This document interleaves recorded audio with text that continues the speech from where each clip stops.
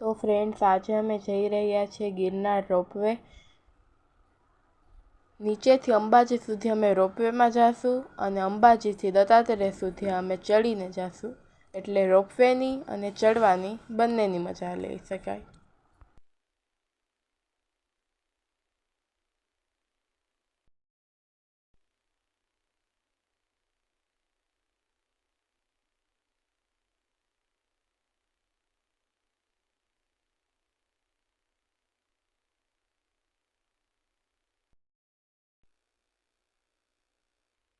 તો આ છે ભવનાથની બજાર, જેમાં બધી વસ્તુ આપને મળી રહે છે અને આપણે શોપિંગ પણ કરી શકીએ છીએ.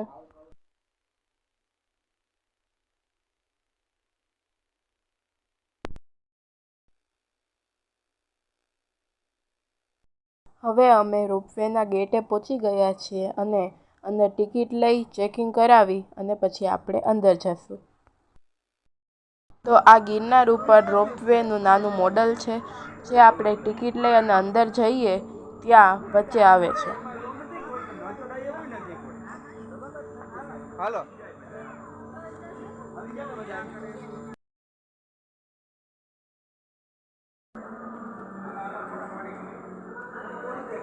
અહીંયા અલગ અલગ સેલ્ફી પોઈન્ટ પણ બનાવેલા છે. તો અહીંયા રોપવે વિશે બધી માહિતી બોર્ડ ઉપર લખેલી છે અને આ એનો આખો અંદરનો હોલ છે.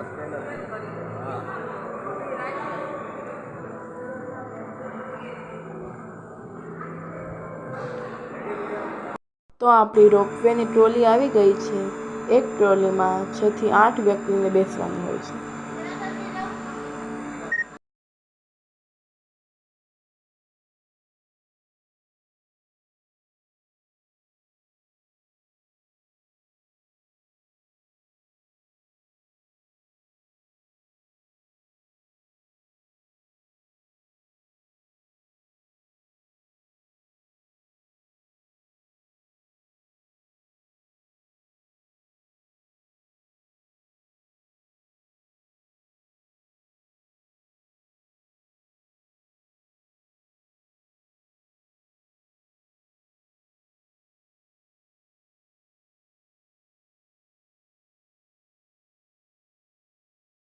તો આપણે ધીમે ધીમે ગિરનાર તરફ જઈ રહ્યા છીએ અને ટ્રોલીમાંથી જૂનાગઢ અને ભવનાથનો વ્યૂ બહુ જ મસ્ત આવે છે.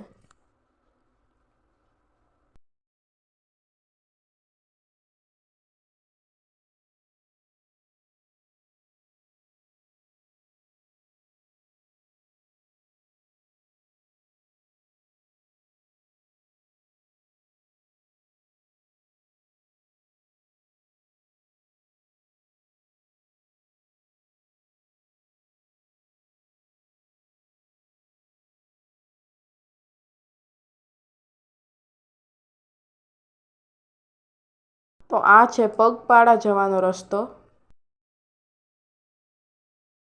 તો આપણે ધીમે ધીમે ગિરનાર તરફ આગળ વધી રહ્યા છીએ અને મજા લઈ રહ્યા છીએ.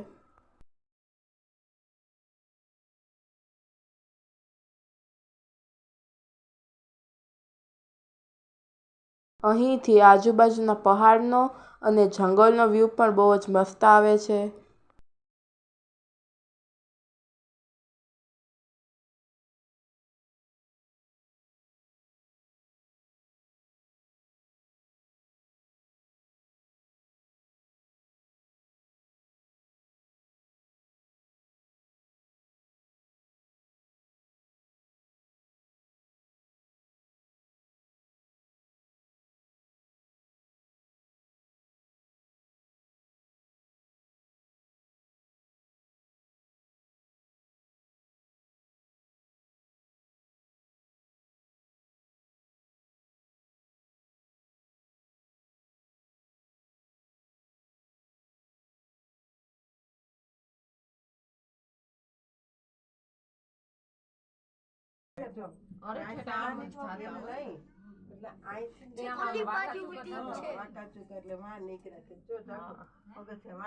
અહીંયાથી એકદમ હાઈટ આવતી હોવાથી ટ્રોલીની સ્પીડ છે તે ધીમી પડતી જાય છે.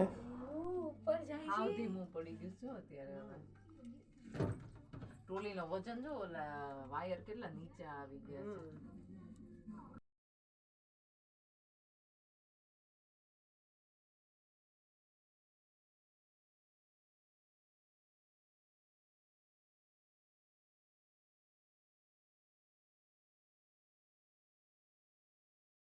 તો હવે આપણે પહોંચી ગયા છીએ ગિરનાર અંબાજી ટેમ્પલ.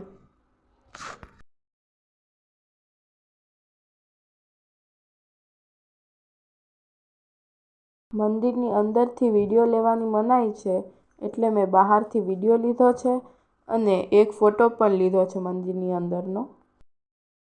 હવે આપણે દત્ત ભગવાનના દર્શન કરવા દત્તાત્રેય જવા માટે નીકળશું.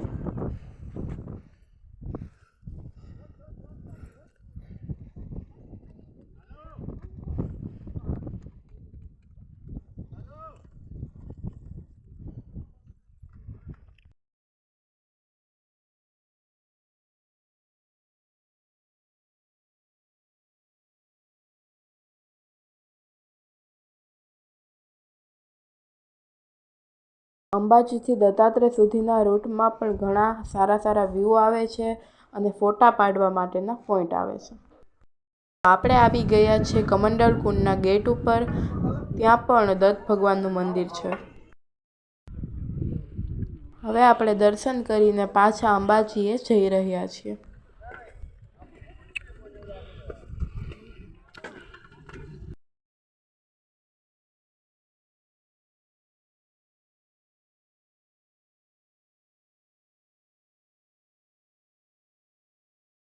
તો ગાઈઝ, અમારી ગિરનારની ટ્રીપ અહીંયા પૂરી થઈ છે અને રોપવેમાં બેસીને અમે પાછા નીચે જઈ રહ્યા છીએ.